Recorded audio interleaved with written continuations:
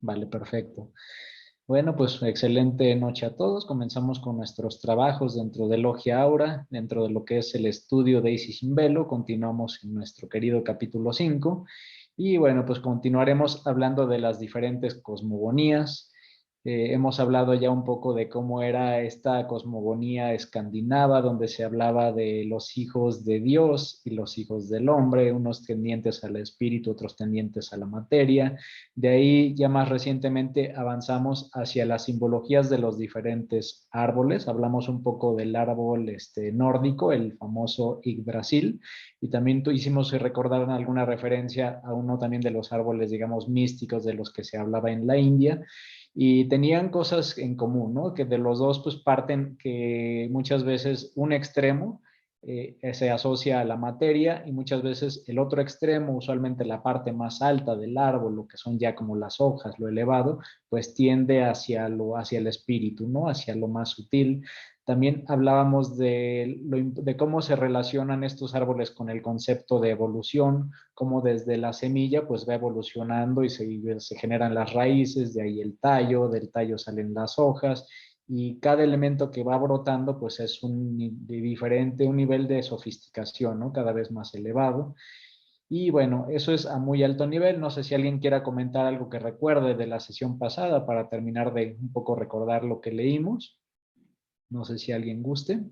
Igual mano levantada. Y bueno, vale, si les parece bien, continuamos entonces con la lectura. Voy a compartir pantalla.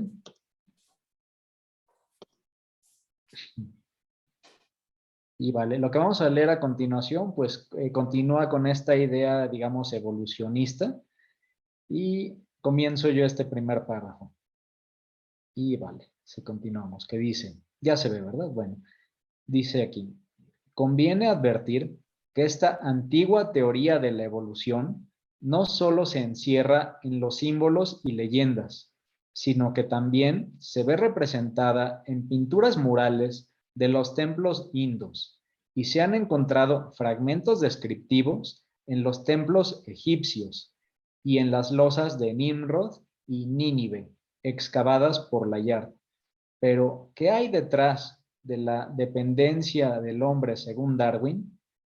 Por muy allá que vaya nuestro examen, solo encontramos hipótesis de imposible demostración, porque el famoso naturalista dice que todas las especies descienden en línea recta de unos cuantos individuos existentes mucho tiempo antes de formarse la capa silúrica.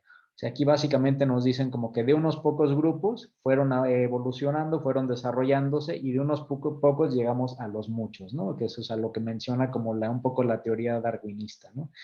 Y después dice, aunque Darwin no se toma el trabajo de decirnos quiénes fueron estos unos cuantos individuos, basta que para admitir su existencia haya de solicitar la corroboración de los antiguos, de modo que el concepto tenga carácter científico. En efecto, sería verdaderamente temerario afirmar que la ciencia moderna contradice la antigua hipótesis del hombre antediluviano, después de las modificaciones sufridas por nuestro globo en cuanto a temperatura, clima, suelo, y aún nos atrevemos a decir que en sus condiciones electromagnéticas. Las hachas de pedernal encontradas por Boucher de Perthes en el Valle Somme son prueba de que la antigüedad del hombre sobre la Tierra excede a todo cómputo. Según Buchner, el hombre existía ya en el periodo glacial correspondiente a la época cuaternaria y probablemente más allá todavía. Pero ¿quién es capaz de sospechar lo que nos tienen reservado los futuros descubrimientos? Bueno, pues aquí lo que podemos ver también a grandes rasgos es que por una parte tenemos una ciencia que nos habla de una antigüedad del hombre relativamente reciente para lo que es la historia de la Tierra, y por otra parte nos hablan pues, de lo que decían los antiguos, ¿no? Y de cómo los antiguos parece que quieren mostrar que el hombre era muchísimo más antiguo de lo que hoy cree la ciencia, ¿no? O sea, que incluso pues era de tiempos antediluvianos. que era de la etapa esta que se menciona, como la época cuaternaria, justamente que se menciona en la lectura, y que por tanto era mucho, mucho más remoto el hombre. Y bueno, justamente también aquí hablan de cómo hubieron grandes cambios en el globo, ¿no? Cambios a nivel electromagnetismo, quién sabe qué haya pasado con la Tierra, con sus polos, quién sabe si haya tenido alguna intervención el Sol u otros planetas, pero hablan de cambios electromagnéticos que hubieron y que afectaron pues la temperatura, el clima, el suelo y vaya, toda la composición de lo que antes era, ¿no? Por tanto, podríamos pensar que la composición del hombre de antes, si es que existió, su composición seguramente ha de ser bien diferente al de hombre de ahorita, ¿no? O sea, tal vez Ay, hasta ahorita más sutil, ahí más en el etéreo. teléfono me pones en la Voy a revisar pues, un momento. si quieres apagar. Listo. Y vale. De esta parte, no sé si tengamos algún comentario antes de seguir al siguiente párrafo. Igual, quien guste, mano levantada de lo que haya entendido.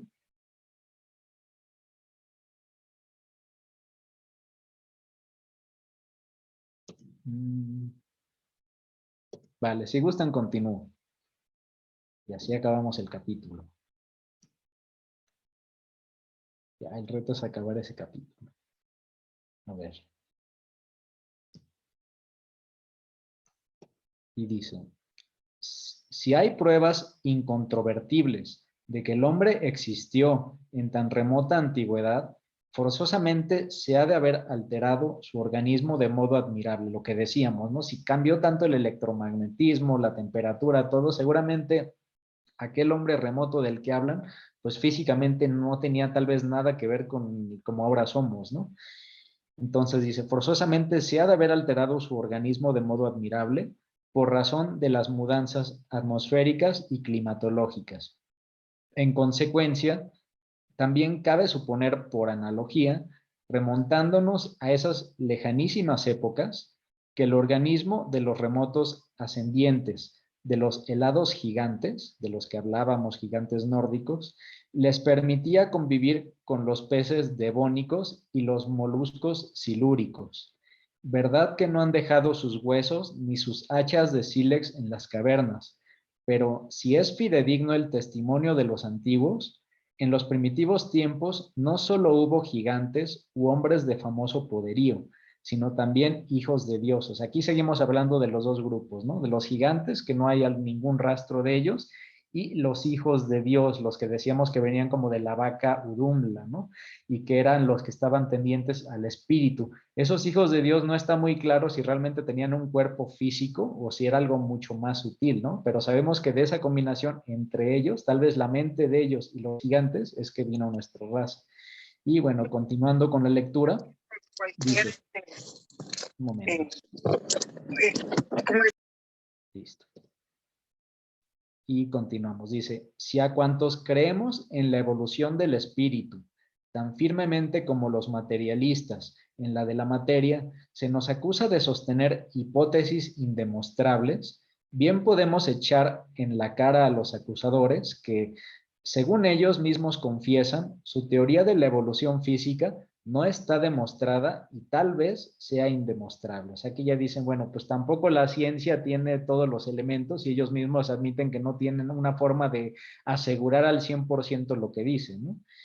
Y continuamos, dice, nosotros podemos por lo menos inferir pruebas de los mitos cosmogónicos cuya pasmosa antigüedad reconocen filólogos y arqueólogos. Esta parte es importante, ¿no? O sea, ¿por qué es importante que lo reconozca un filólogo?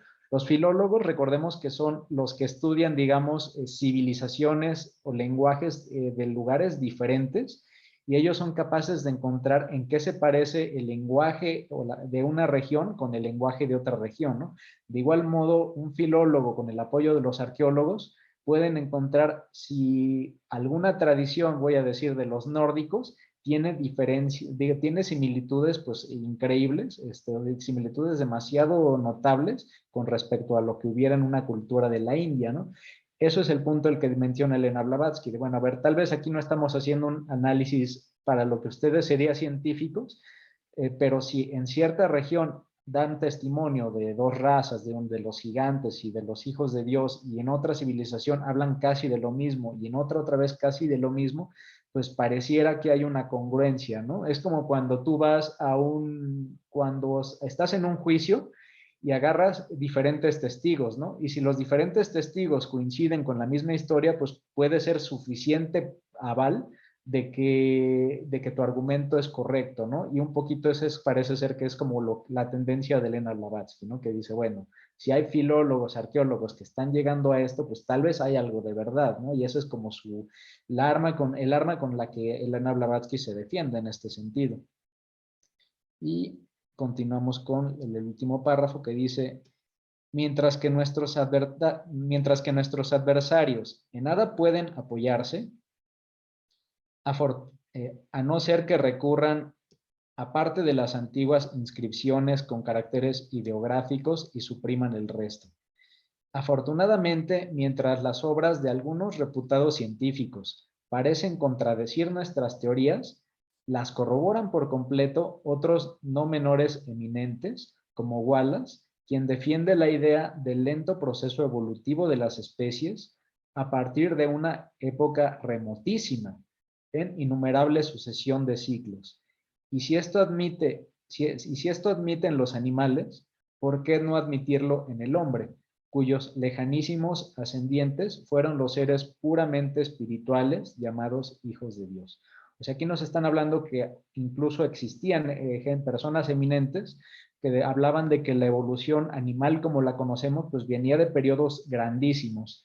Y si todo más o menos mantiene un mismo ritmo, pues también el hombre no debió haber aparecido tan recientemente como hoy nuestros arqueólogos creerían, ¿no? Sino que también debió existir una evolución mucho más lenta, es un poquito lo que aquí nos explican. Y bueno, ahora sí, de esta parte, para antes de seguir adelante, no sé si alguien quiera compartirnos algún comentario, algo que le haya caído de esta lectura, algo que relacione con algo que haya investigado. Vale, listo para manos levantadas. Ok, bueno, los voy a seguir arrollando. Vale, pues vamos al siguiente párrafo.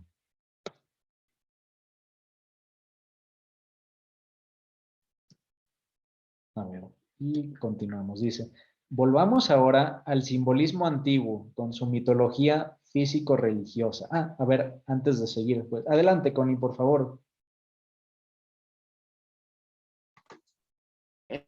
Buenas noches a todos, hermanos. Y disculpa, Manuel, lo que pasa es que me hicieron un procedimiento en los ojos y me cuesta mucho trabajo ver, pero me auxilio, veo mejor en el cel.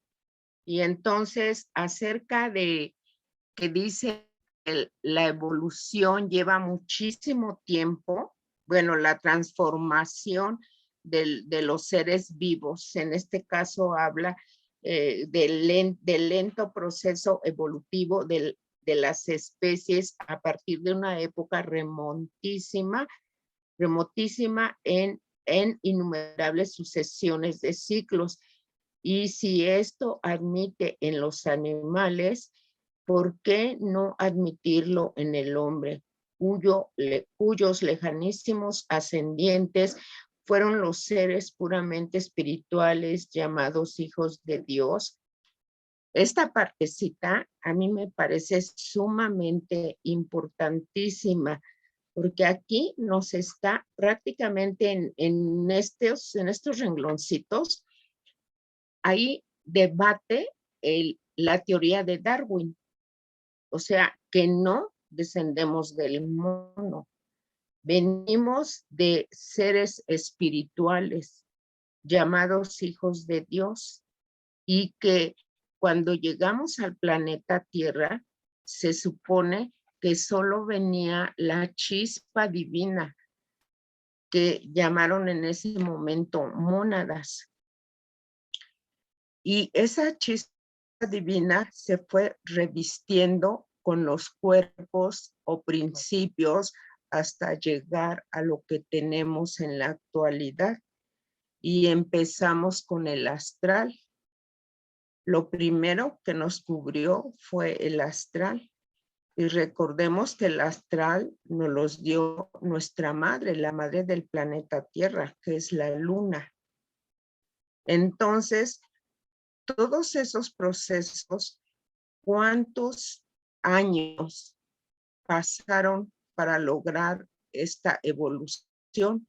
Y luego ir así de cuerpo en cuerpo hasta llegar al físico. Entonces aquí prácticamente desmiente el que seamos progenie de los monos. Gracias. Vale, perfecto, Connie. Pues muchísimas gracias por tu complemento. Bueno, aquí ya nos hablas de un punto adicional, ¿no? Que es esta herencia doble que tenemos, ¿no? Que por una parte, pues vendríamos de los hijos de Dios y por otra parte, esta descendencia al parecer lunar, ¿no? Que por lunar, pues estaríamos entendiendo que hablamos probablemente de la ronda que estuvo antes de esta, ¿no? De la cuarta ronda en la cual seguramente pues desembocaron otras tantas humanidades previas. Muchas gracias, Connie. Rosy, adelante, por favor. Gracias, Manu. Gracias, Connie. Fíjate que me quedé ahorita pensando un poco, porque bueno, sabemos que desde los pitis lunares fuimos pasando hasta los solares y poco a poco ir llegando, casi, casi pasando por las razas, la polar y todas hasta llegar a la lemuriana. Pero bueno, se supone que ya en la lemuriana pues ya había un cuerpo físico, que eran gigantes, enormes, ¿no? Pero yo tengo la duda, antes de llegar incluso a los lemurianos, pues se supone que la mónada tiene que llegar en un estado de pureza total y entrar al reino mineral para que poco a poco se vaya desarrollando a través de los minerales, luego ir pasando poco a poco a los vegetales y llegar obviamente hasta donde estamos, ¿no? Pero yo me quedé siempre con duda porque pues en algún momento de la doctrina secreta pues sí había, inclusive lo comentó una vez Pablo Sender, que había una pequeña contradicción que siempre a mí me ha movido mucho, ¿no? Que dicen que de los pitris todo se fue formando el cuerpo del hombre hasta llegar a ser un lemuriano. Entonces, ¿qué pasa con pues, nuestra parte que tiene que pasar por el reino mineral y vegetal y animal, ¿no? Ahí como que pues se me mueve un poco esta visión, ¿no? Y no sé si alguien tenga que compartir algo, bueno, sería muy enriquecedora. Yo siempre tuve un poquito de duda en esta cuestión. Gracias.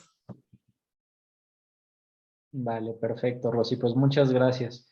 Bueno, pues en ese sentido al menos yo no tengo como que algo tan claro. No sé si alguien más lo tenga al respecto.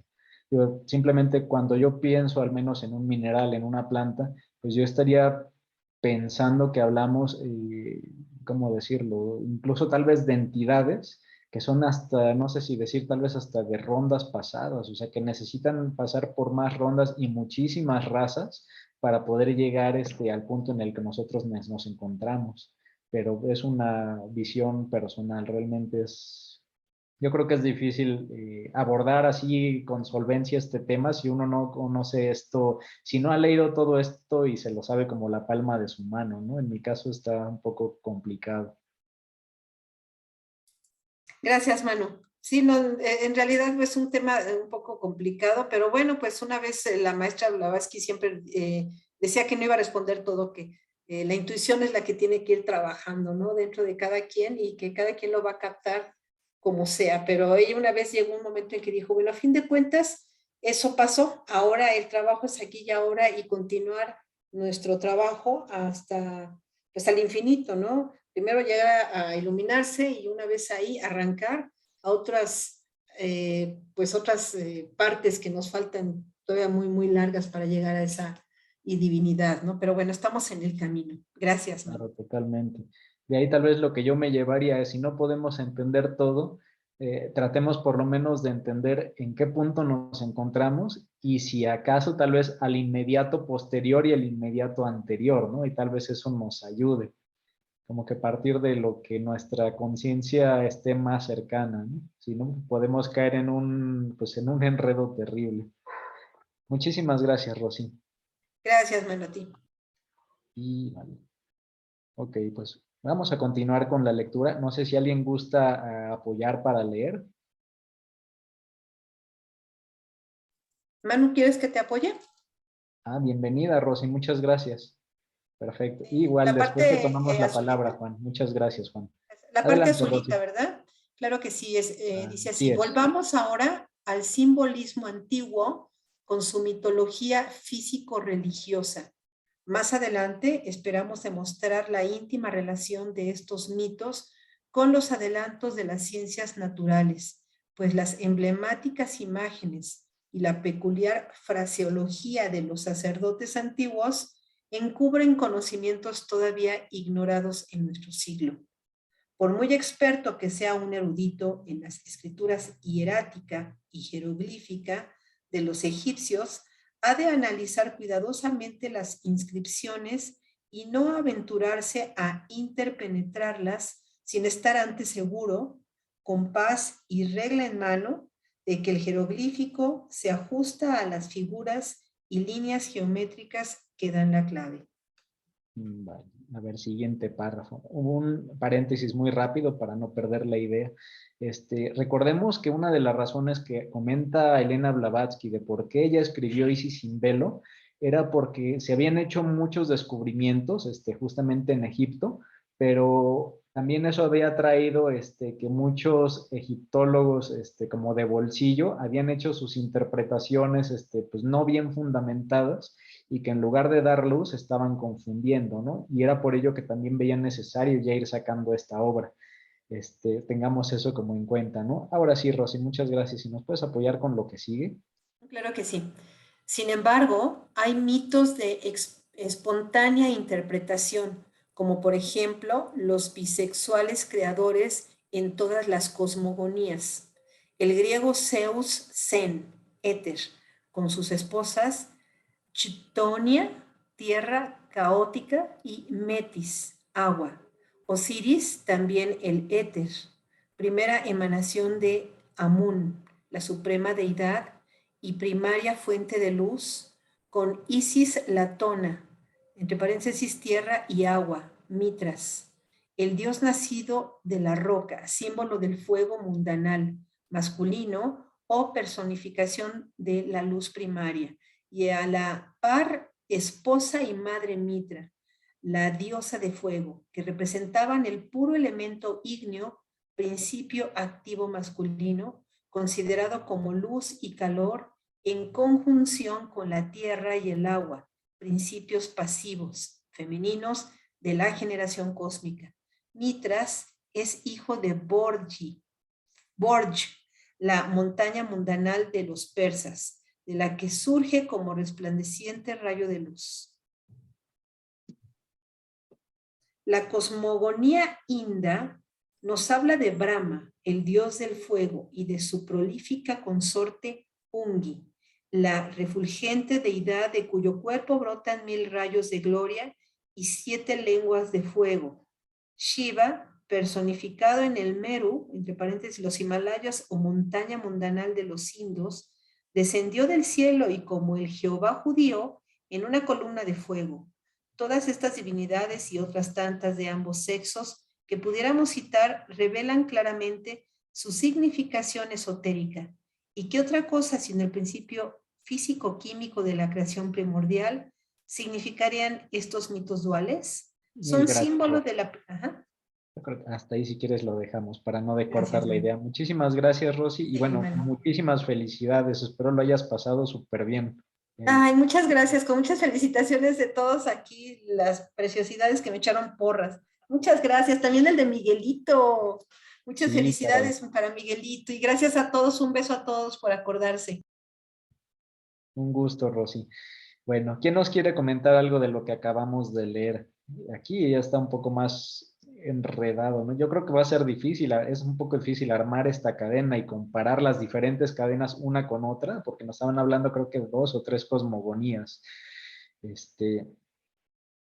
Lo que yo me llevaría de aquí a más alto nivel, creo que lo más fácil de entender es que nuestra composición, o sea, cuando decimos que tenemos un cuerpo físico, un cuerpo vital, un doble etéreo, un cuerpo de deseos y más allá, podríamos entender que estos semidioses, estos probablemente cosmocratores, estas deidades, cada una en algo participó en cada uno de esos cuerpos que tenemos Y de estas deidades también cada una participó en generar los elementos químicos primordiales, que creo que se habla de 3 o 4, que a partir de estos y sus combinaciones, pues aparecen todos los demás elementos que conocemos en nuestra tabla periódica, ¿no? Entonces yo creo que eso es algo que nos podemos llevar de cómo relacionar nuestra composición y la composición microscópica de todo lo que hay como emanaciones de estas deidades donde cada una pues tiene su propio color y sabor, ¿no? Manu, ¿puedo hacer un comentario? Adelante, Connie, por favor. Ay, Connie, perdón. Adelante, Rosy, por favor. Por ejemplo, cuando menciona esto de lo de bisexual, bueno, yo lo entiendo como que eran andróginos, ¿no? Porque esos dioses en realidad eran más bien alegóricos, ¿no? Muchos se representaban el espíritu y la materia la mater, la madre, con el espíritu.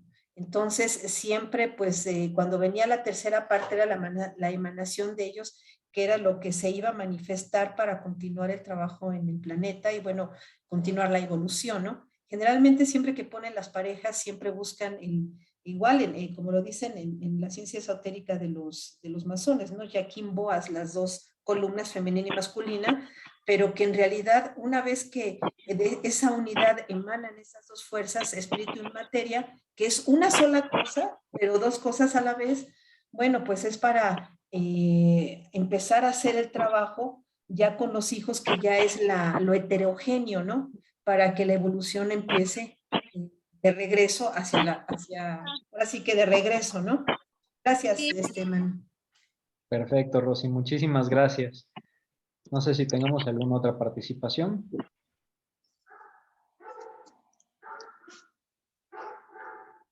Una de Connie. Adelante, Connie, por favor.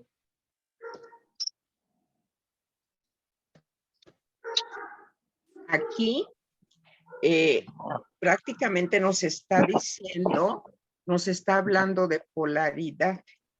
Y como bien lo mencionó Rosy, espíritu, materia, ¿verdad? Entonces, son los dos elementos primordiales que se necesitó para la creación, para la manifestación física. Y ya de ahí, de acuerdo a la cosmogonía con la que se trate, pues tienen diferentes nombres los dioses que como representación de estos principios se nos habla de ellos y nos dicen que pues ellos fueron dijéramos, los creadores de esa raza y los que trajeron información para la raza humana, para la tierra. En realidad, desde mi punto de vista bien personal, yo lo estimo así como alegorías, porque prácticamente hablamos de lo mismo con diferentes nombres de acuerdo a la cosmogonía de la que se esté trabajando. Pero prácticamente se habla de lo mismo. Es mi punto de vista. Gracias. Perfecto, Connie. Muchísimas gracias. Y bueno, pues de hecho incluso cuando dentro del hinduismo se habla de creo que son 23 tattvas, no recuerdo si son 23, 24, que son como los elementos que se cree que componen al ser humano.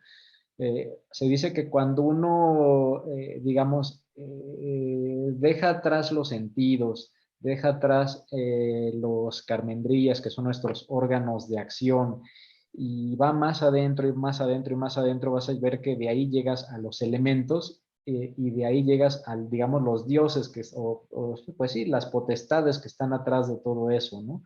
Y probablemente esas potestades pues sería como lo que podría, justo de lo que estaríamos hablando aquí. Adelante, Caro, por favor, con tu participación. Okay. Hola, buenas noches, gracias, Manuel. Yo, bueno, no sé, yo lo interpreto como que estos son los tres aspectos bases de toda la existencia. Como que como cuando son los logos, que por un lado tenemos lo absoluto y por el otro lado tenemos la luz, lo activo, los Dihachuhan, junto con las ideas, que es lo pasivo, pero están en una dualidad inmanifestada. Luego que esta luz ilumina esas ideas, produce la explosión o la fuerza, que sería como el Fojat, y a partir de allí se manifestaría todo lo demás, el universo, todas sus leyes, todo eso. O sea que del 1, el 1 es un 2, que luego emana en 3, y luego emana los 7 y los 7, 7 y etcétera. Así más o menos lo Perfecto. interpreto yo. La triada es el Excelente, Caro, cuerpo. muchas gracias. Que justo esos 7 que mencionas, pues pudieran bien estar relacionados con las 7 lenguas de fuego que aquí menciona, ¿no? Curiosamente, o sea, el número 7 es bien común. Y parece que en muchas cosmogonías, pues estos 7 provienen de uno que es el fuego, la luz, ¿no? Que muchas veces es es el ser que pasa de lo abstracto, de lo que para nosotros sería en existencia, y se manifiesta como luz, ¿no? Y de esa luz vienen estos 7, que son ya a partir de estos 7 que teóricamente surge todo lo que vamos conociendo. Muchas gracias, Caro. Y bueno, si les parece bien, vamos a continuar con la lectura. Ahora sí, Juan, si tú nos puedes apoyar a leer, buenísimo. Desde donde dice son Claro, símbolos de la primera. son un símbolo de la primera y trina manifestación de la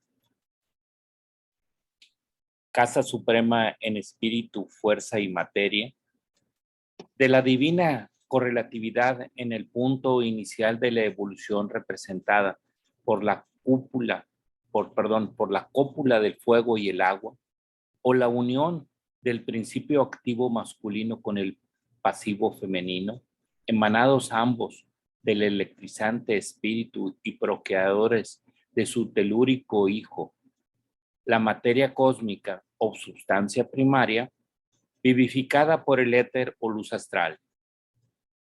Tenemos, por lo tanto, que las montañas, huevos, árboles, serpientes, columnas y demás símbolos mundanales cubren verdades de filosofía natural, científicamente demostradas.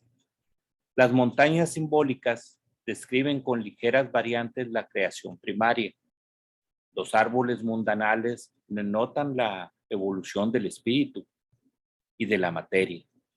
La serpiente y las columnas aluden a los diversos atributos de esta doble evolución en su interminable correlatividad de fuerzas cósmicas. En los misteriosos repliegues de la montaña matriz del universo, las divinidades potestades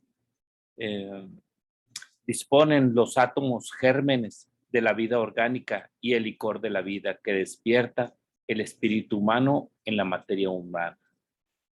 Este sagrado licor es el soma, la bebida sacrificial de los indios, porque las partículas más densas de la sustancia primera formaron el mundo físico y las más sutiles lo envolvieron en sus etéreas e invisibles ondulaciones, como a niño recién nacido, estimulando su actividad y a medida que surgía lentamente del eterno caos. Los mitos cosmogónicos pasaron de la idea poéticamente abstracta al simbolismo plástico, tal como lo halla hoy la arqueología. La serpiente, que tan importante papel representa en la pintura y escultura antiguas, perdió pues después su verdadera significación a causa de las absurdas interpretaciones del Génesis, que la identifican con Satanás, cuando por el contrario es el mito de los más diversos e ingeniosos emblemas. Entre ellos cuenta el agatodaimón, arte de curar e inmortalidad del alma. Por esta razón es obligado tributo de todas las divinidades patronímicas de la salud y de la higiene. En los misterios egipcios, la copa de la salud estaba rodeada por serpientes. También este reptil, emblema de la materia, pues como el mal es la oposición al bien, cuanto más se aparte la materia de su espiritual fuente, tanto quedará sujeta al mal.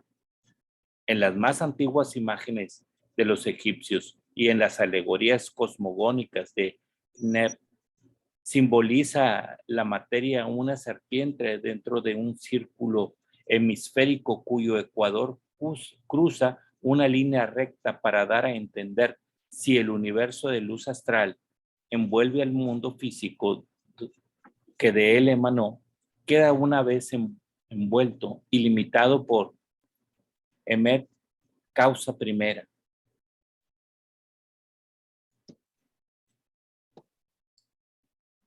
Neta engendra a Ra con las miriadas de formas que vivifica y ambos salen del huevo mundanal, porque el huevo es la más común moralidad regenerativa de los seres vivientes. La eternidad del tiempo y la inmortalidad del espíritu están simbolizadas en la serpiente que circunde el mundo y se muerde la cola sin dejar solución de continuidad. También simboliza entonces la luz astral. Perfecto, Juan. Muchísimas gracias. Bueno, pues de Para esta servirte. página, ¿quién nos quiere comentar? Cada vez se pone más, llamémosle divertido, ¿no? Adelante, Caro, por favor. Aquí, bueno, donde menciona a Gato Daemon. Ok, aquí me... Según, bueno, según mi interpretación de lo que en una oportunidad aclaró Oscar, entiendo yo que representa a Atma, a Budi y a Mana Superior, lo que representa a su vez los atributos de la divinidad. Las ideas sobre las virtudes como el amor, la compasión, etcétera, la justicia, que todas están en nuestro interior y por eso habla de que son la inmortalidad del alma y que curan, porque es donde está todo lo puro, todo lo bueno, que existe en nuestro interior, que por eso debemos enfocarnos o gravitar con la luz hacia arriba, hacia mana superior y no hacia abajo, hacia manas inferior. Y con respecto a la serpiente, pues que ya la hemos hablado a lo largo de todo el capítulo, siempre nos las han mostrado con dos representaciones. Una, la que representa lo bueno, la sabiduría, la perfección, que es la que opera en los planos espirituales. Y la segunda, que simboliza, sobre todo en la parte religiosa, el mal, el plano de la materia, que se va haciendo cada vez más densa, más grosera, hasta que se convierte en una malla que es tentadora, que es engañosa, que es el pecado que ataca la virtud. Pero aquí, como dice, mordiéndose la cola, como dice, representa la naturaleza cíclica de todas las cosas. Es el eterno retorno, pero ese retorno que viene avanzado, que es un recomienzo en una continuidad, es un renacer, describiendo eso, la inmortalidad y el movimiento que existe en los ciclos. Gracias. Excelente, Caro. Bueno, pues ya dijiste gran parte de las ideas, justamente pues esta dualidad de la serpiente, que por una parte es este elemento curativo, ¿no? Al que se le refiere tanto en el símbolo que siempre vemos en la medicina de la serpiente, que hacía alusión creo que al dios Asclepios, que justamente era de la medicina de la salud. Esta dualidad de la serpiente, que recordemos que en este capítulo que estamos estudiando, pues el objetivo de este capítulo 5, casi siempre de lo que hablamos es de lo que es el akasha que se torna la luz astral, ¿no? Y como bien dices, Caro, pues sabemos que la luz astral, que es esta serpiente, pues es el caduceo, que el caduceo original era una serpiente hacia arriba y otra hacia abajo, representando justamente esto que ya bien mencionas, ¿no? La aproximación al espíritu por un lado y por el otro lado, pues la aproximación hacia la materia. Y bueno, ¿qué más podemos ver aquí? Muchísimas gracias, Caro. No sé si tengamos algún otro comentario de esta parte. Está curioso que también hacen una referencia al soma, ¿no? Que es esta bebida que en Occidente era el famoso quiqueón que se les daba en los misterios mayores. A las personas se les daba esta bebida y con ella y una serie de elementos ritualísticos, etcétera, pues se dice que la persona llegaba a otro nivel de conciencia. No me queda muy claro por qué de hablar de este tema de las potestades de repente brinca al soma. Yo creo que es un tema interesante o un buen reto ver cómo esto se hila, ¿no? Y bueno, no sé si tengamos algún comentario de esta página. Creo que esta página arroja 2 o 3 ideas diferentes y es de repente difícil hilar o ver cómo todo habla de una misma historia, ¿no? Y bueno, hay una participación de Connie. Connie, por favor, adelante. Bueno, el soma es sumamente referido en los versos del 10º mandala o mandala y del 9º también, del 9º mandala. Ahí describen el soma como una preparación herbal, incluso lleva leche según esto y sirve para alcanzar, dijéramos, actualmente serían estados alterados de conciencia, pero se supone que en ese momento lo hacían precisamente para que los sacerdotes que estaban haciendo el sacrificio, ya sabemos que el sacrificio no es matar a nadie, sino hacer el ritual, tuvieran contacto con lo más elevado. Esa fue la finalidad, esa es la descripción que se da en el 9º mandala, ¿sí? Acerca del soma. Entonces, era una bebida preparada, obviamente por sacerdotes que habían pasado por un proceso de purificación y que habían estado, dijéramos, meditando. O sea, purificación en todo sentido. Y ya que estaban purificados, hacían la preparación para hacer el sacrificio, ¿sí? Lo tomaba el gran sacerdote para llevar a cabo el oficio. Y algo muy similar hablan los griegos igual, nada más que los griegos lo conocen de otra manera, o sea, con otro nombre, pero prácticamente podemos ver la gran similitud que hay de las diferentes cosmogonías, pero la similitud de de los procedimientos que llevaban a cabo para alcanzar esos estados superiores de conciencia. Y sí, la meta era alcanzar lo superior, lo superior. O sea, ellos, con otras palabras, ¿no? Pero trataban de manejar o de establecerse en la tríada superior. Bueno, a nuestro nivel, pues solamente sabemos que llegamos a Buddhi, pero de alguna manera, como ellos estaban, dijéramos, recién, de alguna yo lo veo que ellos estaban más puros que la actual humanidad en cuanto a muchas emociones y por lo tanto yo creo que sí hayan alcanzado mucho más cosas en esos estadios más que la actual humanidad.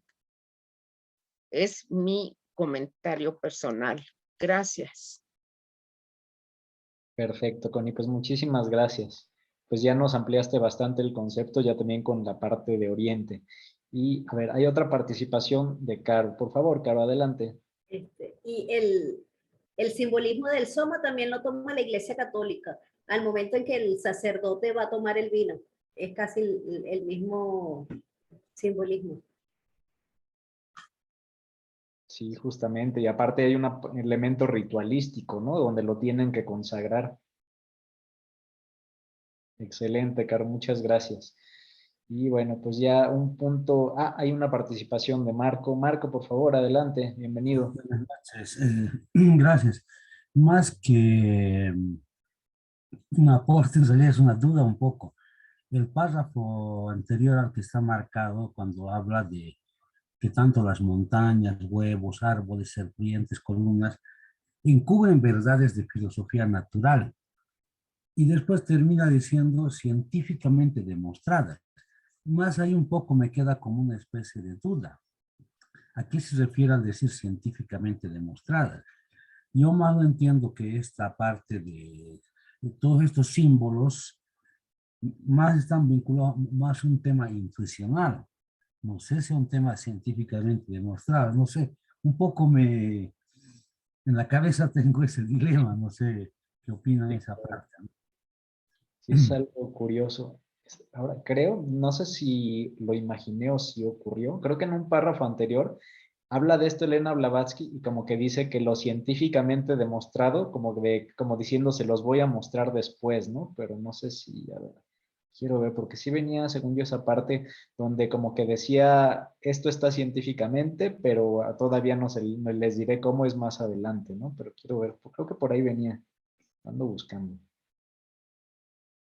Sí, según yo, no, como bien dices, no explica Elena Blavatsky lo de científicamente por qué, pero no recuerdo, hay una parte que recién leímos, creo que al principio de la sesión, donde como que dice que después lo va a abordar. Entonces, pues yo diría, Sí, sí. démosle la oportunidad de después demostrarlo, ¿no? Pero ahorita es cierto que suena muy, ¿cómo decirlo? Pues muy temerario, ¿no? O sea, el decir esto Sí. ya está científicamente demostrado, como que sí deja la espinita de habrá que ver que esto en efecto así sea, ¿no? Totalmente. Y bueno, y a mí me llama mucho la atención esto que dice, que en los misteriosos repliegues de la montaña matriz del universo, bueno, pues ¿cuál es la montaña matriz del universo? Uno podría aquí volarse, ¿no? Y decir, bueno, pues tal vez sea el monte Meru, que era el considerado más sagrado y más alto, ¿no?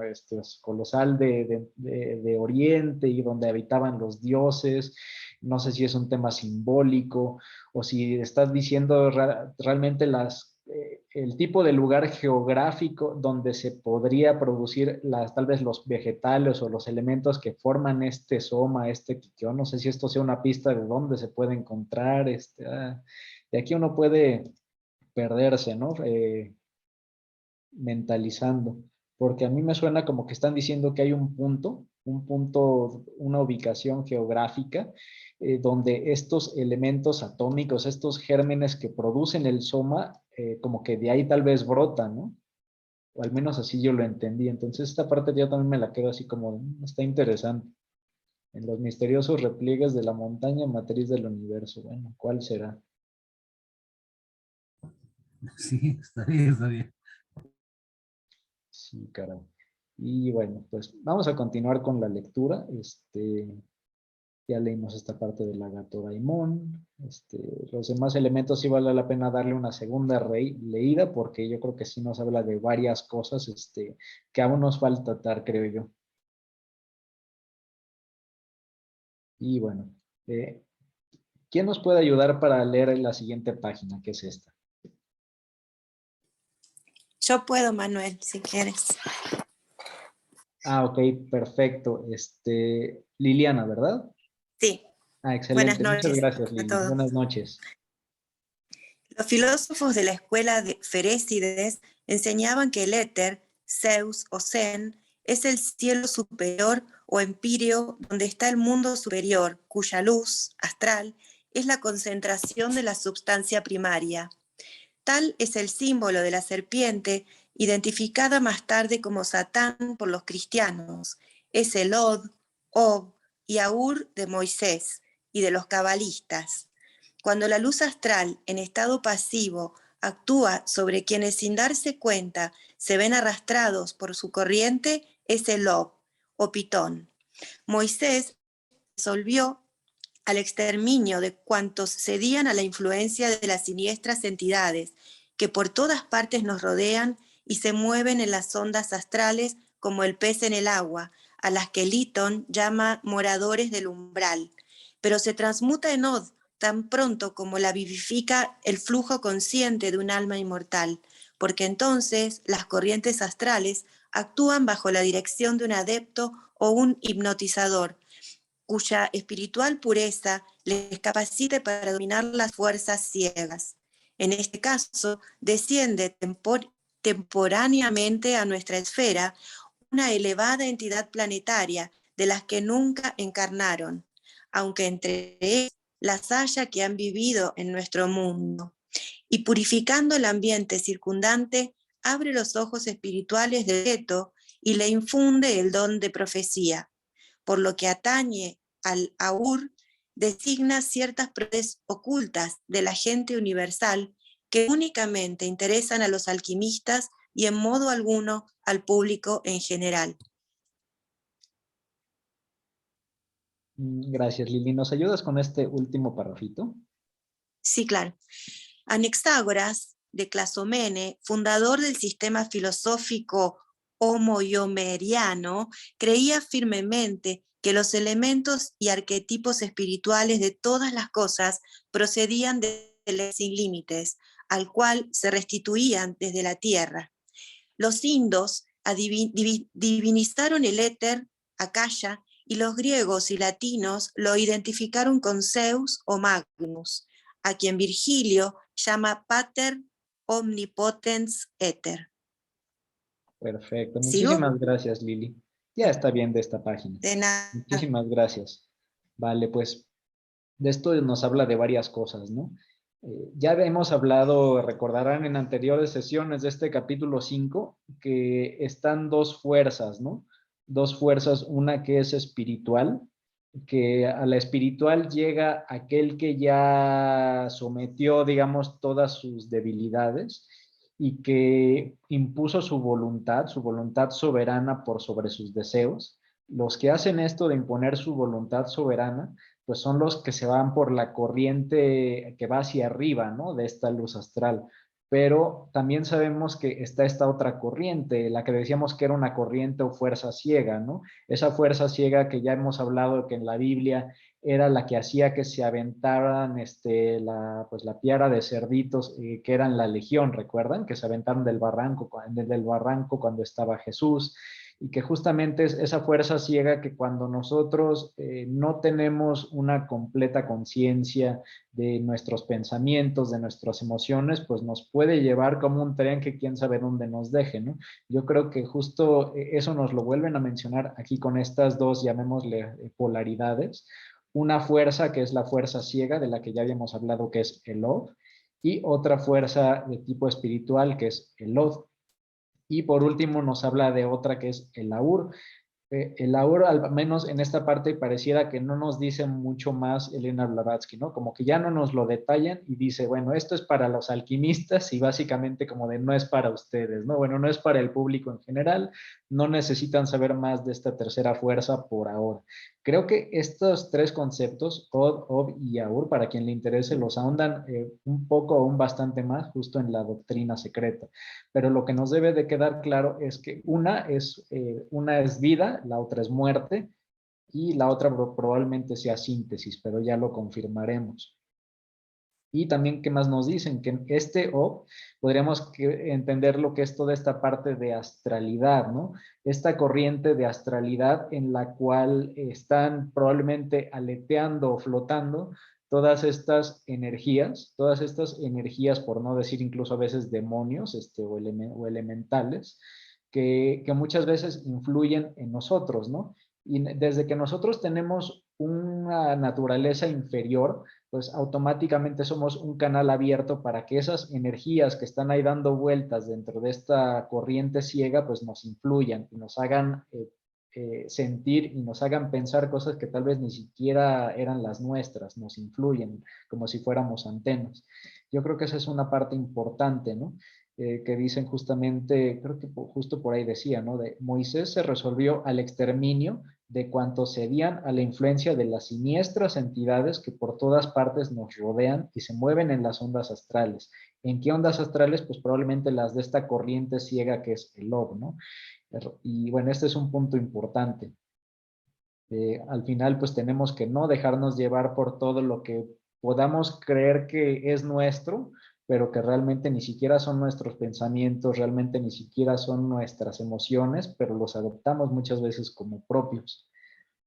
Y bueno, eso es un poquito como lo que a mí me llega de esto, que también dicen, bueno, pero cuando uno se sobrepone a toda esta corriente y a las entidades que en esta corriente habitan, vas a llegar a un punto en el que, un poco lo que ya platicamos, ¿no? Justo cuando en la escena del desierto Jesús somete digamos, a Satán, a la serpiente, y le dice, no me interesa todos los reinos, todo lo que puedas ofrecerme, y más bien tú me vas a obedecer, pues en el momento en el que te estableces y te montas y pisas a la serpiente, es cuando tú ya puedes ejercer un control a conciencia de esa fuerza ciega, y usar esa fuerza ciega, digamos que por el bien de la humanidad, ¿no? Que dicen que eso es justamente lo que hacen los adeptos y los hipnotistas, ¿no?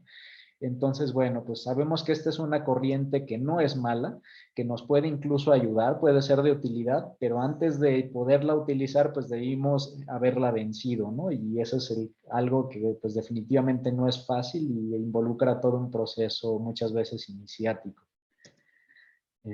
Bueno, de esta parte, no sé si tengamos algún comentario después de mi adormecedor, mi adormecedora explicación. Manu, te puedo comentar ahorita de lo que mencionabas respecto a lo de Jesús. Fíjate que es muy interesante porque con el señor Buda fue igual, ¿no?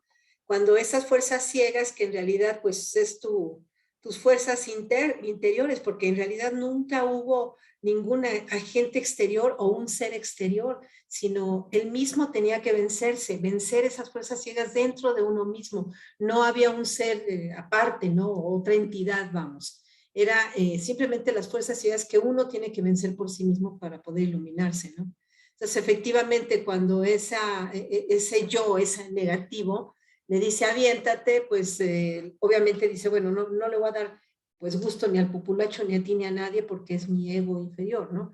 Simplemente pues trascender esa fuerza ciega en luz e iluminarte, para que a fin de cuentas pues todo eso no es para el ego propio ni del mismo, sino para guiar a la humanidad a enseñarle lo que realmente es lo verdadero y no lo que es impermanente, como esa ilusión, porque en realidad es una ilusión lo que tuvo, pero a veces esa ilusión parece que nos quiere atrapar, y simplemente esas fuerzas ilusorias son las que tenemos nosotros que vencer, que trascender.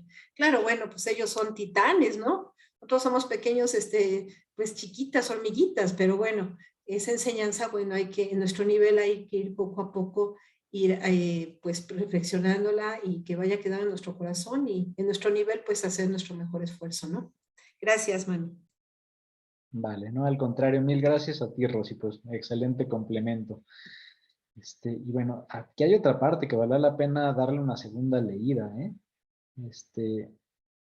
Esta parte me interesa mucho, no sé cómo la ven, que dice, la voy a releer porque yo creo que no debemos de brincarla. Dice, en este caso, o sea, después de decir que cuando el adepto o el hipnotizador se sobreponen a esta fuerza ciega, dice, cuando esto ocurre, cuando se oponen a la fuerza ciega y la vencen, entiendo así, dice, en este caso, desciende temporáneamente, o sea, temporalmente a nuestra esfera, una elevada entidad planetaria, de las que nunca encarnaron, probablemente de aquellas que dijeron, recuerdan que habíamos leído que había entidades espirituales que decían, o sea, yo no bajo, ¿no? Y se quedaban en los reinos celestes, ¿no? Bueno, dice que en ciertos casos, estas entidades temporalmente descienden, así como de visita rápida, y purifican el ambiente circundante, abre los ojos espirituales del sujeto, probablemente de esta persona que ya venció a la serpiente, y en el momento en el que baja, temporalmente, le infunde el don de profecía. Esto está bastante interesante. Querrá decir que cuando una persona ya se sobremonta toda esta fuerza ciega, recibe una especie de visita y regalo, por así decirlo. Al menos así tal vez yo lo entendí, ¿no? Y que tal vez en el momento en el que esta persona vence esa fuerza ciega, de repente se da cuenta o despierta con capacidades que no tenía, ¿no? Como justamente el don de profecía y probablemente otras. Esto se me figura como, no sé si vieron esta película de ciencia ficción de Matrix, al final, que cuando el protagonista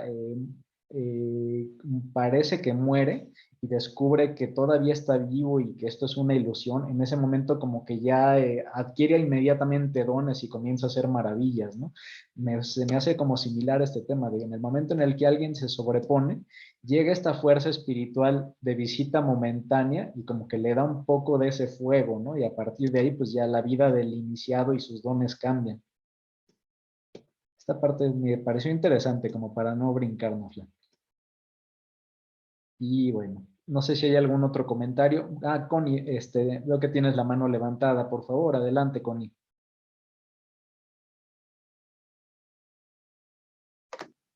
Disculpa, Manuel, no la bajé. Ah, Disculpa. vale, ok, Sí. descuido. Vale. Ok. Ah, y perfecto, pues, Tere y Rafa, buenas noches, bienvenidos, por favor. Adelante. Sí, gracias. Sí, pues está muy bueno, ¿no? La descripción de esta parte de la caja, ¿no? Ya manifestada en estas propiedades de esta misma luz que se llama ya astral, ¿no? El OP como una densidad diferente, el OP igual, y el AUR, ¿no? Ya o sea, son diferentes densidades de eso que estamos hablando de hace rato, de la caja. Pero sí, está interesante, y sobre todo el ejemplo que pusiste, ¿no? De este Neo, que es de la película del Matrix, que bueno, él despierta, pero recordemos que antes de que eso suceda, sí hay, o sea, se genera primero un proceso que es de adaptado, y ese Y adaptado, tuvo que pues, morir, por cierto. claro, sí, y esa es una alegoría de lo que dicen los mundos infiernos, porque platicábamos y cuestionábamos que, ¿cuál es el infierno, no? Porque el infierno al final no hay un plano más denso que Prakriti, entonces, ¿dónde está el infierno, no? ¿Cuál es más denso? Tiene que ser obviamente en el plano astral, pero bueno, ese es otro asunto. El punto es que sí, primero tiene que tomar el proceso de adaptado y ser entrenado por un Mahatma en sus diferentes grados. Y una vez que el iniciado genera esos procesos, pues ya puede generar, ya puede realizar estos despertares del que alegóricamente se dicen muchas leyendas, ¿no? Y de lo que comentábamos hace rato de la película, ¿no? No lo hace solito, o sea, no es de que yo aquí me decido ahorita a despertar hacia el espíritu y de pronto ya amanecí, ¿no? Pues me iluminé por mí mismo, ¿no? O sea, no, es un proceso muy largo, ¿no? Pero está muy bueno, ¿no? Cómo es que describe estos procesos. Y sí, obviamente, pues, aquí platicábamos con Teresita, ¿no? En la última parte que dice, por lo que atañe al AUR, designa ciertas propiedades ocultas de la gente universal que únicamente interesan a los alquimistas y en modo alguno al público en general. Pues sí, y comentaba, es que pues obviamente el alquimista pues es alguien que ya está en el proceso, ¿no? En ese proceso iniciático pues ya dedicado a ello y pues sí, nosotros pues en modo alguno tal vez de forma informativa solo nos podría interesar, ¿no? Porque pues solamente pues para inspirarnos tal vez, pues llegar tal vez a algún momento decidirnos a ingresar en ese adaptado, ¿no? Así como hay ciertas secciones en todas las agrupaciones que bueno, hay gente que se decide a seguir su estudio y pues bueno, pues da el siguiente pasito, ¿no? Y no ya deja de ser ese miembro que está muy bien que estudie, pero da ese pasito más. ¿Sale? Es lo que quería comentar. Gracias, Manuel. Tercita, mira. Muchas gracias, Rafa. Adelante, Tere, por favor. Gracias, Manuel. Estaba revisando el chat y Oscar, el hermano del doctor, nos puso una definición que parece en el glosario teosófico y de Soma, claro que tiene que ver con Chandra, la luna, pero la luna tiene muchos nombres en sánscrito y tiene muchos nombres no porque sean muchas cosas que definan o muchas palabras que definan una sola cosa, sino porque la luna en lo que conocemos como horóscopo vulgarmente, es nombrada dependiendo de la fase. Entonces, para este párrafo, y cuando ella suelta esta sentencia de que solo le interesa a los alquimistas, claro, porque tienen que tener claro los tattvas, ¿no? Los elementales, y conocer muy bien las transformaciones de la akasha, hasta dónde, digamos, entre comillas, empieza a ser luz astral y dónde termina esa luz astral y dónde empieza prakriti. Y obvio tiene que ver con estos elementales y los tattvas, pero también con las fases lunares. Entonces, esta bebida no se preparaba ni se tomaba en cualquier fecha arbitrariamente, ¿no? Seguramente que había ciertas bebidas dependiendo de la fase lunar, porque hay una cara, esto que pasa al occidente como la cara oculta de la luna, que tiene que ver con la influencia malévola, digamos, entre comillas, de la luna sobre las criaturas que habitamos en la Tierra, es un tema bien grandote, ¿no? Entonces, medio empecé a leer lo que puso el doctor Oscar y está muy bueno porque ahí medio da un poquito de las pautas, pero sí, hay que conocer estos otros nombres, las fases y la manera que influye, porque no a todos nos influyen igual, ni siquiera en las mismas fases, ¿no? O sea, tenemos que tener presente que, digamos, bajo qué constelación nacimos y de qué manera nos influye esa fase lunar, para saber en qué momento tomar ese brebaje, ¿no? Entonces, por eso Blavatsky lo deja encriptado, este párrafo, porque pues esos códigos prácticamente no los tenemos, ¿no? Gracias. Wow, no, pues está súper interesante esa parte, Tere. Bueno, y también el doctor Oscar, pues excelente que nos dio como que la pauta para llegar a tal vez medio desencriptar un poquito de esto, ¿no? Eso está súper interesante porque sí nos Sí. lleva al punto de que no es algo que incluso lo puedes tener y tomártelo y no necesariamente te va a hacer un buen efecto, ¿no? Esto me lleva como a recordar, es el tema de la ayahuasca, ¿no? Que hay personas que lo toman y dicen que estuvo horrible, ¿no? O sea, que los llevaron al infierno y otros que Claro. dicen que fue una experiencia increíble que les cambió la vida para bien, ¿no? Entonces, vaya, tal vez hasta este tema de las posiciones lunares influye, ¿no? Y bueno, también si nuestra naturaleza no está purificada, pues vamos a ser más o menos influidos por las condiciones de la luna, ¿no? Probablemente si estuviéramos totalmente purificados, pues igual y no podríamos tomarlo en cualquier momento, ¿no? Pero desde que no lo estamos, pues tenemos a veces que tal vez recurrir a, no sé si decir a trucos, ¿no? De ver, al menos hacerlo en el momento en el que no me vaya a afectar tanto como me podría afectar, ¿no? Entonces, súper interesante esta serie de pistas. Sí, hay una regla, a menor videncia, mayor brebaje. O sea, una persona mientras menos ve su situación real, en su contexto familiar y de cómo se mueve en el universo, va a necesitar, o sea, si no está presente en eso y no entiende su vida como tal, va a necesitar más brebaje. Y una persona que está más consciente va a necesitar menor, ¿no? Entonces, sí hay además hay una manera de, ¿no? Claro. Gracias. Bueno, pues súper interesante, pues muchísimas Comentario. gracias. Sí, Rafa. Estos brebajes representan obviamente pues las semillas. Gurdjieff y Ouspensky lo hablan muy claramente, y bueno, en este asunto del cuarto camino, y hablan de esos hidrógenos que se generan, ¿no? Esa purificación que va a generar nueva vida. Y obviamente va relacionado con la montaña, ¿no? Las montañas al final son los vientres. Los antiguos mexicas, y obviamente todas las culturas de la náhuatl, y de muchos lados del mundo, representan a la montaña como un vientre, un generador de vida. Por eso es que algunas leyendas como la de Quetzalcóatl, cuando va a buscar el alimento, el maíz precisamente, le pregunta a la hormiga y la hormiga le dice, bueno, después que la convence, le dice dónde está el alimento, dónde está el cerro, dónde está el alimento. Al final es un vientre, ¿no? Y eso nos remonta a lo que se leyó, ¿no? El huevo mundanal, el huevo mundano. Porque eso me lo comentó Teresa, es el huevo mundano. Sí, pues es lo mismo, es el vientre, nada más que obviamente uno es una etapa humana y nosotros somos otras etapas de manifestación diferentes. Pero sí, o sea, al final pues vamos aterrizando en lo mismo. Bueno, ya es lo que quería comentar, gracias. Wow, no, pues muchísimas gracias, Rafa. Bueno, pues ese es otro simbolismo, ¿no? El no quedarnos con la parte nada más de imaginarnos la montaña, sino entender el simbolismo de la montaña, ¿no? Y bueno, lo que comentas es súper interesante. Y bueno, algo más por ahí que me llevo y a ver quien lo quiera comentar, o sea, dice, todo este párrafo de que dice, en este caso desciende temporáneamente a nuestra esfera una elevada entidad planetaria. Esto es como una condición, ¿no? Porque cuando dicen en este caso, dicen que eso no va a pasar, o sea, esta entidad no va a bajar en cualquier momento, sino que hasta que el iniciado haya vencido esta corriente, ¿no? Tema para la reflexión, ¿por qué esta entidad altamente espiritual no baja cuando quiere? ¿Por qué no baja en cualquier momento? ¿Por qué solo puede bajar cuando nosotros ya vencimos esta corriente ciega? ¿Alguien tendrá alguna idea de por qué será? Esto me recuerda a la teurgia. Incluso ahorita me recordó Manu cuando dicen que cuando el discípulo está listo aparece el maestro. Obviamente, bueno, no va a aparecer a lo mejor el maestro con barba blanca, ¿verdad? Aunque a veces sucede, ¿no? Pero yo creo que es simbólico, ¿no? Cuando uno ya está listo para ciertas pues enseñanzas o pasar a otro estado de conciencia es porque la divinidad ya te ha abierto ese camino, ya estás listo, ya puedes entrar entonces en en ese plano, ya puedes penetrar, ya estás listo. Creo que así yo lo vería. Gracias, Manu.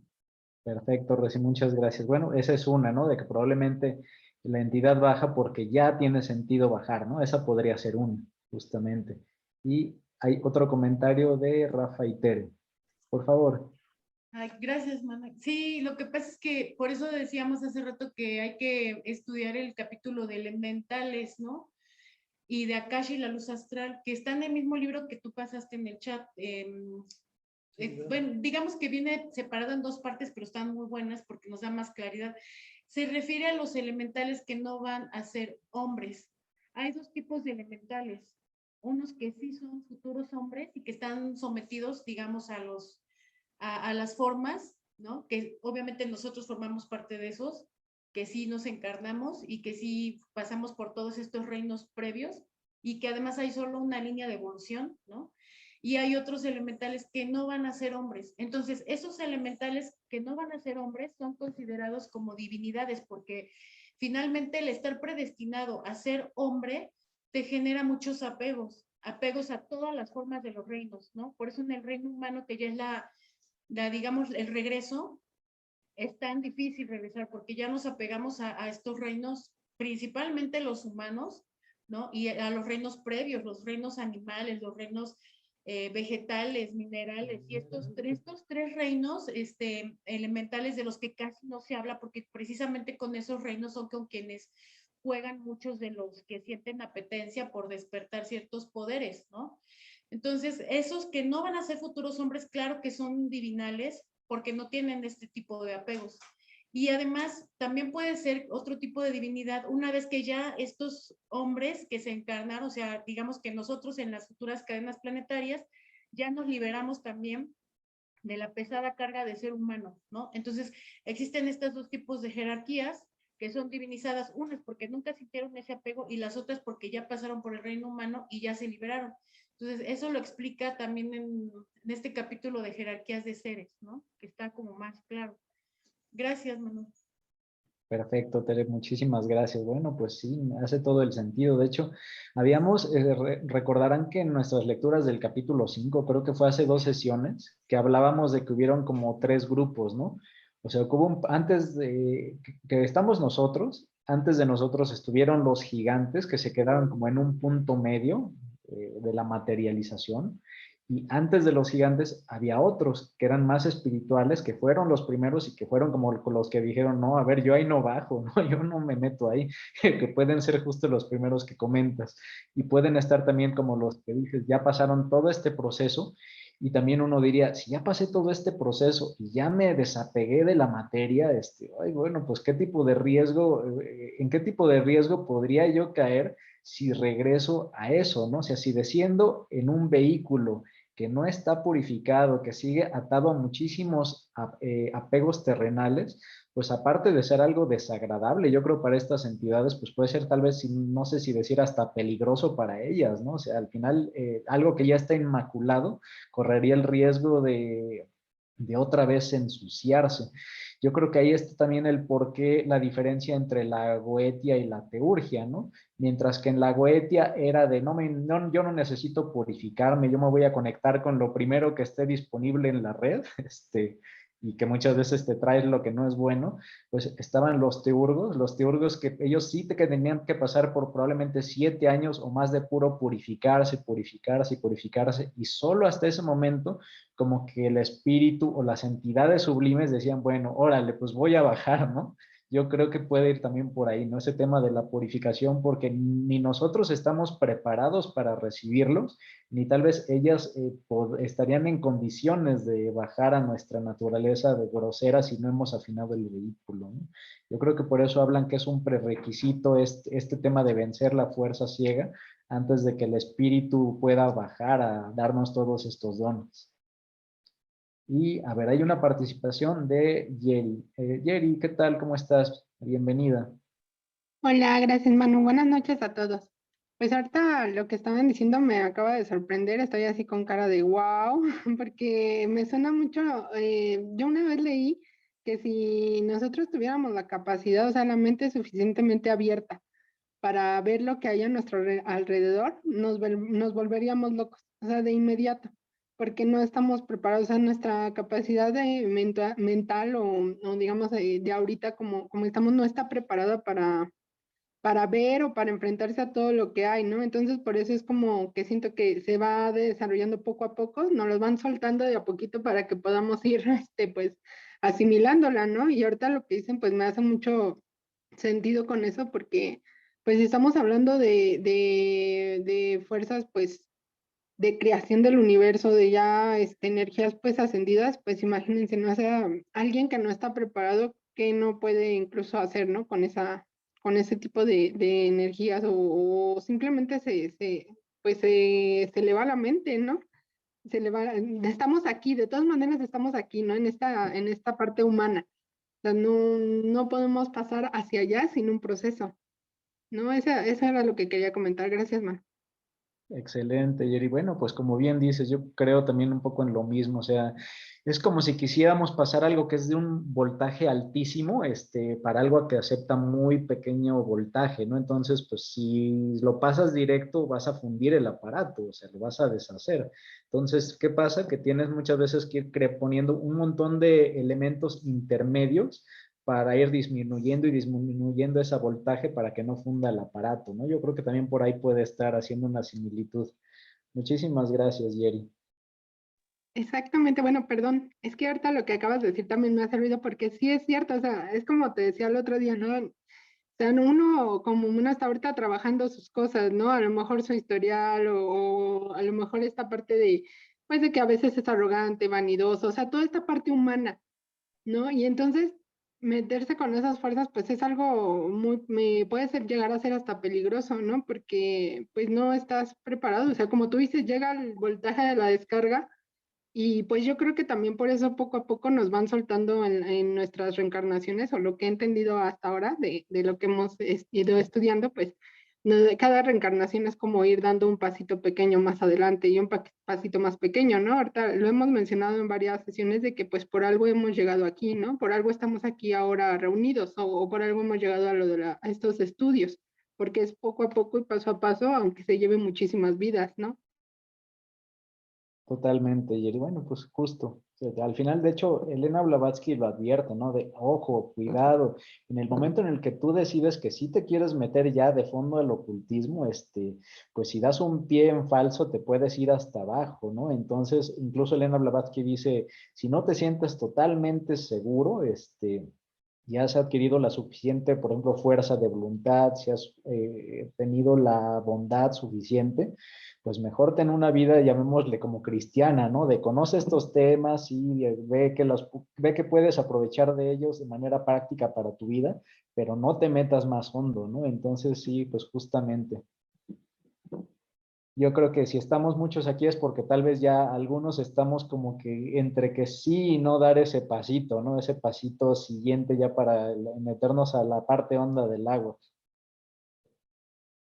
Muchísimas gracias, Jerry. Y bueno, pues creo que ya vamos a llegar hasta aquí. Son las 9:25. Y bueno, pues yo creo que nos llevamos varios temas para seguir reflexionando. Creo que fue bastante productiva la sesión de hoy. Pues muchísimas gracias a todos. No sé si tengamos algún comentario antes de hacer el cierre de la sesión. Hay una pregunta que hace Pati Chávez ahí en el chat, Manu, por si quieres checar. A ver, no sé si nos puedes ayudar a leerla, Rosy, por favor. Bueno, pues si Pati quiere participar porque ella fue la que la hizo, pues sería muy lindo escucharla. Pati, ¿te animas? Creo que Pati nunca tiene audio. Bueno, aquí dice dice una pregunta, ¿por qué en la Biblia aparece que Moisés, Jesús y otros se iban a la montaña que representa la espiritualidad?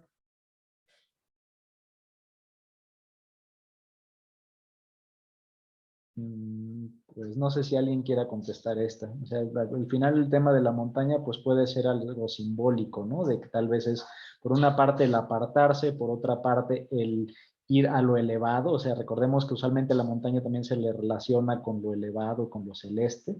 Y bueno, a ver, Rafa, por favor. Gracias. Se le relaciona con la ascensión, ¿no? Por ahí hay un librito muy bueno que editó, me parece que es la GFU. Es un libro que se llama precisamente La montaña, y ahí te va haciendo la analogía de los mundos, o sea, de estos niveles para llegar a la meditación y la correspondencia con los chakras, ¿no? Entonces, ahí, por ejemplo, Yama, Niyama, Sana, Pranayama, que son los básicos, el Yama está relacionado con Muladhara, obvio, ¿no? Que es este chakra que está por el vórtice del coxis, ¿no? O de pues casi que alcanzan las gónadas sexuales, que tienen que ver con la materialidad. Entonces, conforme vamos superando estos niveles, es que se empiezan a activar estos chakras, pero ya no de manera invertida, digamos, ¿no? O de manera neutra. O sea, hay personas que los despiertan, pero los despiertan de manera invertida, ¿sí? Porque no hacen sus preparaciones como debe ser. Cuando decimos que meditamos, en realidad quizás solamente hacemos como reflexiones o hacemos introspección, pero la meditación es el grado más elevado de este tipo de renuncias. Entonces, el llama tiene que ver con la renuncia a la carne, por ejemplo, a la alimentación, la purificación de la alimentación, la renuncia al tabaco, la renuncia al alcohol, la renuncia en el caso de personas que tengan más de una pareja. Tan solo eso es el llama. Después sigue niyama, que es la renuncia a los apegos, ¿no? Si nos gusta mucho usar el auto o nos gusta mucho ir de vacaciones, ¿no? Nos encanta a lo mejor como la comodidad, todo ese asunto. Entonces, en este librito describe todos esos niveles y el último es precisamente la meditación, ¿no? Lo que pasa es que en Occidente, pues nos brincamos todas esas trancas. Pero esta pregunta, cuando yo la vi en el chat, se me hizo muy, muy buena, porque es justo lo que menciona Blavatsky ahí de estos pliegues de la montaña por los cuales empieza a ascender, ¿no? Y es precisamente entrar en una disciplina pues del control, ¿no? Lo que medio decía también Rosy hace ratito, ¿no? O sea, ¿cómo vamos nosotros a empezar, Rosy, y me parece que también Jerry, ¿no? ¿Cómo vamos a querer tener visiones en la luz astral si nuestras visiones van a estar empañadas por la calidad de vida que llevamos, ¿no? O sea, una persona que ingiere larvas astrales que son producto de la alimentación de la sangre del animal, pues difícilmente va a alcanzar niveles de meditación profunda, ¿no? Y así hasta arriba, hasta llegar a estos niveles de concentración, ¿no? Dharana, ¿no? Más elevados, ¿no? Eso sería, Rafa. Ajá. Gracias, Tere, súper bien. Sí, está muy bueno. Es que desglosa muy bien, la verdad, es una cualidad que tiene. Pero, bueno, se da pena. Pero bueno, hay un librito por ahí que se llama Las Tres Montañas. Está muy bueno, pero bueno, eso es un estudio ya dedicado de otra cosa, en donde comenta este tema. Entonces, voy a hacer rápido un bosquejo. Antes los antiguos mexicanos veían a las montañas como esa serpiente. Esa serpiente era la Coatlicue, y más en el Valle de México, que está rodeado de montañas, de la Ajusco, el Popo, etcétera, ¿no? Las cordilleras, pero bueno. Entonces, la montaña nos implica esos dominios, lo que comentaba Teresita, de esas disciplinas, ¿no? La disciplina física, o sea, lo material, es la primera montaña. La segunda montaña es la disciplina psíquica, en ser esa, o sea, llegar hasta el punto en donde dominemos a la psique, ¿sale? Camamanas, pues. Y la tercera, pues obviamente llegar a la iniciación real, ¿no? Que es la espiritualidad, llegar a Buddhita Yasi. Lo podemos resumir o ver de otra manera, de una manera sencilla. Cuando nosotros estudiamos teosofía, Madame Blavatsky nos habla de los yogas. Y nos habla de primero que es el Ñaña Yoga, que es el yoga del estudio. Luego nos habla de la Bhakti Yoga, que es el yoga de la devoción. Y nos habla de el Karma Yoga.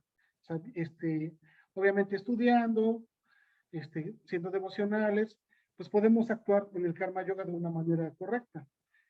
Y para generar la cuarta yoga, que es la Maha Yoga, la Raja Yoga, así es, la yoga de la realeza, porque recordemos que un Raja, pues es un jerarquía, ¿no? Entonces, sí, o sea, hay muchas maneras de verlo, o sea, en muchas tradiciones lo podemos encontrar, solamente hay que encontrar como que el clic y ver de qué se trata y qué es de lo mismo, porque podemos pasarnos, obviamente, revisando tradiciones y vamos a encontrar similitudes en todas, nada más que los nombran de diferente manera. Pero así como que en breve, es lo que podría comentar al respecto, de lo que obviamente estudiamos. ¿Sale? Gracias.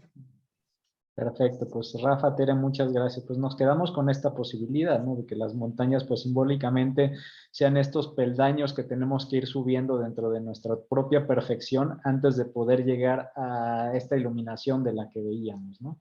Muchísimas gracias. Y bueno, hay una participación, la última participación del día va a ser de Connie. Te escuchamos, Connie, adelante, por favor. Sí, sí. Manuel, nada más algo bien rápido. Ahorita dijiste algo bien importante acerca de la montaña.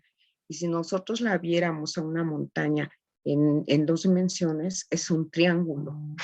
Y entonces, ¿qué simboliza? El triángulo superior, la tríada superior. Eso es lo que buscaron otros panteones, pues, que hicieron esos trabajos. Ahora, también el otro comentario breve que quiero hacer es que, por ejemplo, en los Yoga Sutras de Patanjali está bastante bien explicado todo esto que acaba de decir Rafa, ¿sí?